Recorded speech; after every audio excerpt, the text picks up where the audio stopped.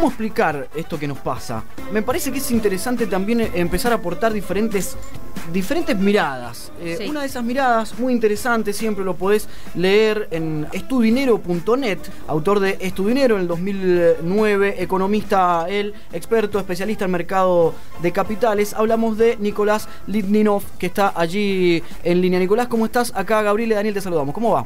Buenas tardes, ¿qué tal? ¿Cómo están? Bien, bien, muy bien. Hoy haciéndonos muchas preguntas, y acá un oyente nos pedía respuestas, en realidad es complicado con el día que se está viviendo. También autor de un interesante, sería una especie de policial financiero, Maten al banquero, de que se te ocurriera algún título de libro o novela. ¿Qué nombre le pondrías a esta novela, la que estamos viendo hoy, digo?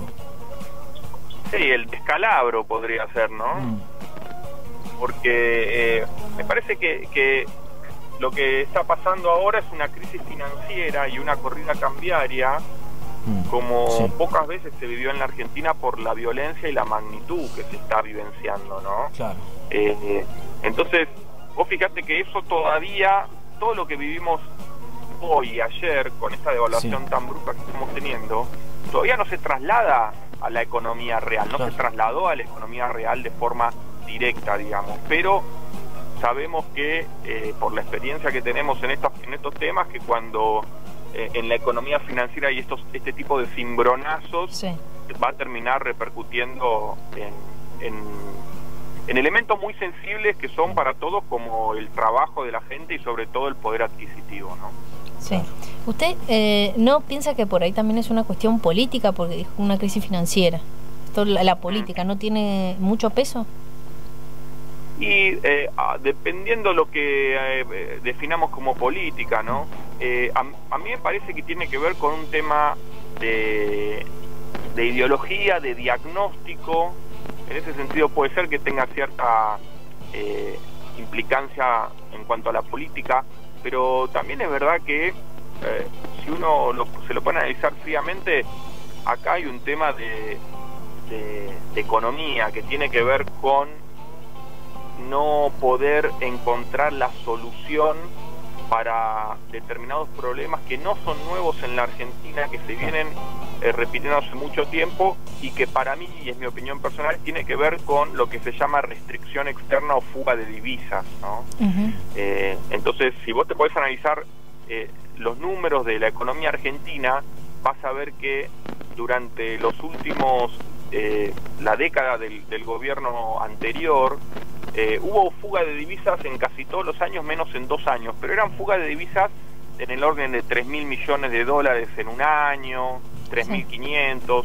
Cuando tuvo el gobierno anterior una fuga de 20.000 millones de dólares en el 2011 y venía de 11.000 millones de dólares en el 2010, decidió implementar el cepo cambiario, que no es una medida muy simpática, pero que era un manotazo para tratar de frenar la fuga. Y le resultó, por lo menos hasta el último año de mandato, donde hubo una salida de 8.000 millones de dólares en el año, como para contener ese drenaje imparable. Por el contrario, este gobierno abrazó otro tipo de ideología económica que tiene que ver con el libre mercado, la libre movilidad de capitales, que va muy en línea o en sintonía con lo que propone el Fondo Monetario Internacional, ¿no? Y desde los centros de poder de Washington. Y tuvo que soportar el gobierno de Macri hasta julio, que es la última medición que tenemos disponible, una fuga de divisas del orden de 52.000 millones de dólares. A ver, para que la audiencia entienda, ¿qué es la fuga de divisas?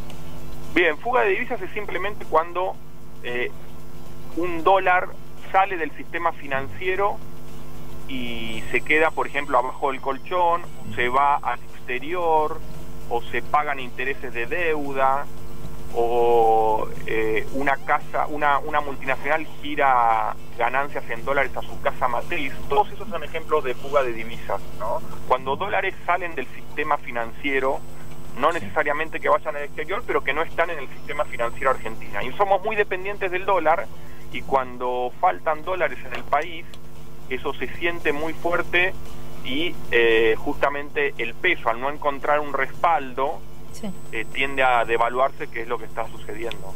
Bien. ¿Qué opinión te da la suba de la tasa de interés? Estamos en el 60%.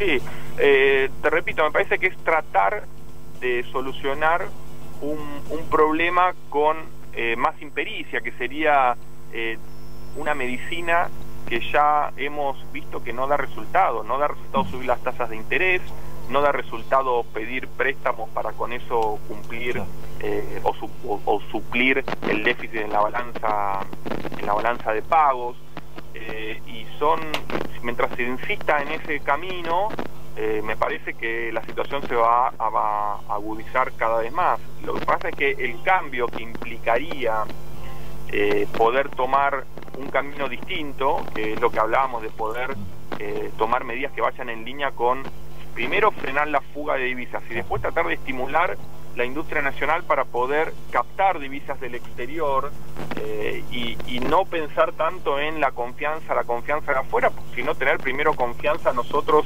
mismos en nuestra industria, en nuestra manera de proporcionar o de generar dólares a través de las exportaciones, para poder salir de esto sin la opción de pedirle dinero a Juan para pagarle a Pedro, que es lo que estamos haciendo, ¿no? Claro. Nicolás, largaste algunas palabras, unos conceptos muy interesantes, como por ejemplo diagnóstico, impericia, pero también confianza. ¿Qué lectura podés hacer, digamos, si hubo un mal diagnóstico desde el aspecto económico y del gabinete económico del gobierno? Y en ese caso, ¿qué viraje puede llegar a tener? ¿Qué chances, qué alternativas puede llegar a tener ese gabinete? Mirá, yo creo que sí, que hubo un mal diagnóstico y que lo sigue habiendo, pero para explicarlo en palabras sencillas sería pensar que el problema que tiene Argentina es un problema de déficit fiscal, ¿no? El déficit fiscal está en pesos, es lo que pasa acá adentro en el país. Y nosotros no tenemos un problema de pesos, tenemos un problema de dólares, que es lo que hablábamos recién. Entonces, mientras tratemos de solucionar este problema bajando el déficit fiscal, me parece que no va a cambiar nada, o sea, no vamos a tener ningún avance positivo, sino todo lo contrario. Tenemos que empezar a pensar en otro tipo de política que no veo que este gobierno la pueda llegar a implementar, porque al principio yo te hablé de un tema ideológico. Bueno, sí. Lo que hay que hacer va totalmente en contra, claro, de un poco la ideología que presentó este gobierno desde el primer día de mandato. Entonces significaría un viraje de 180 grados que es algo que no pocas veces visto, me parece, en la historia, ¿no? Sí. Sería, digamos, un cambio de gabinete muy profundo. Había, viste, rumores que hablaban de que por ahí podría ir Labaña como ministro de Economía, que tiene un perfil por ahí más desarrollista o más en línea con lo que hablamos, pero todas esas cosas me parecen que son medio imposible imaginárselas, aunque en política nunca se sabe, ¿no? Acá, pensando un poco en el Fondo Monetario Internacional y algunas políticas, como por ejemplo que el dólar fluctúe libremente, pensaba en si debido a las políticas estrictas que tiene el Fondo Monetario con el préstamo stand-by, se podría llegar a hacer algo así como un cepo para que se separe un poco la fuga de divisas. Sí, a mí me parece que en este gobierno no tiene, digamos, el margen para poder implementar, claro, esa medida, pero es mi opinión. Quizás la puede llegar a hacer si ve que es lo único. Lo que pasa es que el cepo no es una medida muy simpática. Sabemos que en este gobierno se opusieron mucho a eso en su momento y fue, claro, tomado como una victoria el levantamiento del cepo en su momento. Entonces sería volver muy atrás, y me parece que sumaría más una sensación de desorientación todavía más grande la que muchos analistas tienen ahora, ¿no? Claro, pero ¿pensás que Macri todavía está a tiempo? Digo, porque también pensar en no virar el barco y ver cómo lo podés enderezar, simplemente por no tocar algunas posibilidades que ya hizo la gestión anterior o la presidencia anterior, suena un poco terco también. Sí, sí. Mira, acá también hay que reconocer que hay un tema de situación externa que nos está jugando muy en contra, ¿no? O sea, más allá de algún error que pueda llegar a haber desde el punto de vista de diagnóstico y eso, tenemos un mundo que se dio vuelta. Tenemos una economía americana que se cerró totalmente a través de las políticas proteccionistas de Donald Trump, sí, claro, y eso significó un cambio rotundo en donde yo lo vengo diciendo hace mucho tiempo, al cerrarse Estados Unidos, termina perjudicando más fuerte a las economías chicas abiertas. Si vos sos una economía chica, que no tenés posibilidad de competir con los chinos, que no podés competir con Europa, que no podés competir ni siquiera con ningún país, entonces al cerrarse Estados Unidos, si vos estar abierto a la libre movilidad de capitales y con muy pocos recursos, entonces vas a tener un drenaje fuerte como lo está teniendo Turquía, como lo está teniendo Argentina, como lo está empezando también ahora a sufrir Brasil, que tiene su industria nacional también importante. Entonces, y esa situación con la suba de tasas de interés en Estados Unidos, que va a seguir, la FED ya anunció que va a seguir la suba de tasas, no creo en ese sentido que el contexto internacional nos pueda ayudar demasiado, ¿no? Claro. Nicolás, también escribís mucho sobre la economía del día a día, la economía cotidiana del trabajador, la trabajadora. Acá justo nos comentan y nos preguntan también, de alguna manera, qué es lo que tiene que soportar el trabajador si Macri tuvo que soportar una fuga de visas, en cuanto a lo que decías recién. ¿Qué es lo que le puede esperar a un trabajador o una trabajadora promedio? Sí, bueno, yo creo que si uno se pone a tratar de dilucidar el mensaje, por lo menos que emana desde el gobierno, es más ajuste, más pérdida de poder adquisitivo.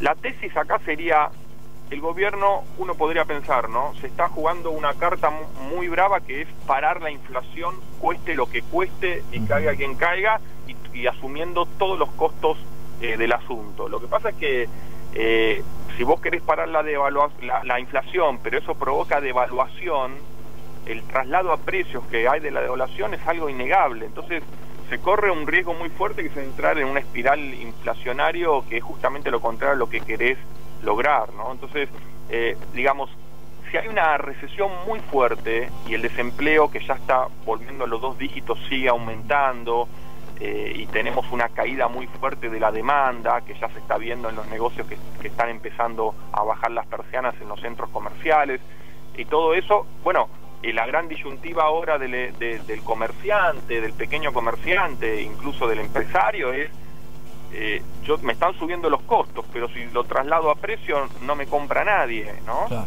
Entonces va a llegar un momento en que vas a tener que seguir resignando margen de ganancias, seguir produciendo y vendiendo a pérdidas por un tiempo, esperando que la cosa mejore, porque sabés que si subís los precios no vas a vender nada, y eso puede llegar a frenar la inflación si es más fuerte que el efecto de la devaluación, ¿no?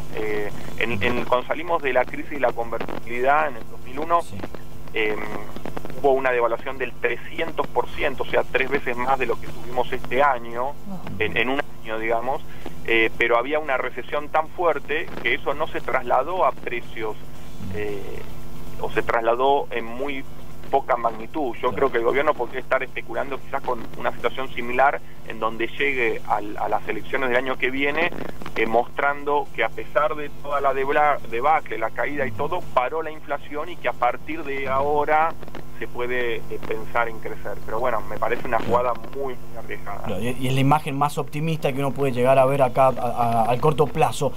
Nicolás, sabemos que estás trabajando y te agradecemos muchísimo la comunicación. La última de mi parte, por lo menos, es también saber si vos estás pensando en qué ocurre con la economía o con el mercado, con la bolsa local, por ejemplo, y el gobierno en particular. Llama mucho la atención cómo Mauricio Macri sale a declarar algo, o Marcos Peña también sale a declarar algo, tratando de llevar un poco de tranquilidad o ver cómo mitigar lo que puede ocurrir, y el mercado se desploma y avanza con una velocidad increíble. ¿Qué es lo que pasa en esa relación?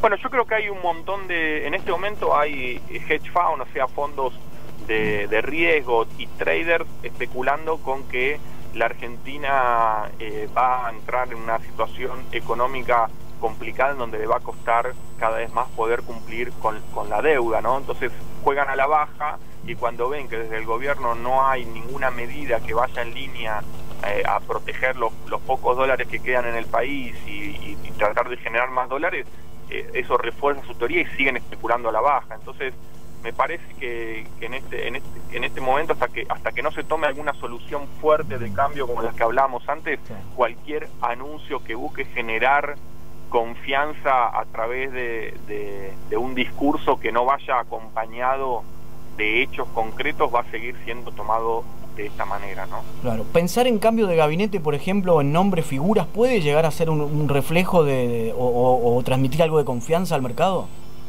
Yo creo que eso ya se está evaluando y vamos a tener noticias, no sé si en las próximas horas o por lo menos antes del fin de semana, me parece a mí, pero bueno, también es verdad que este gobierno mostró mucha resistencia a desprenderse de ministros que se consideran claves, digamos, ¿no? Entonces, hay que ir monitoreándolo en el día a día y viendo cómo se va respondiendo a esta situación que de nuevo está cada vez más complicada, ¿no?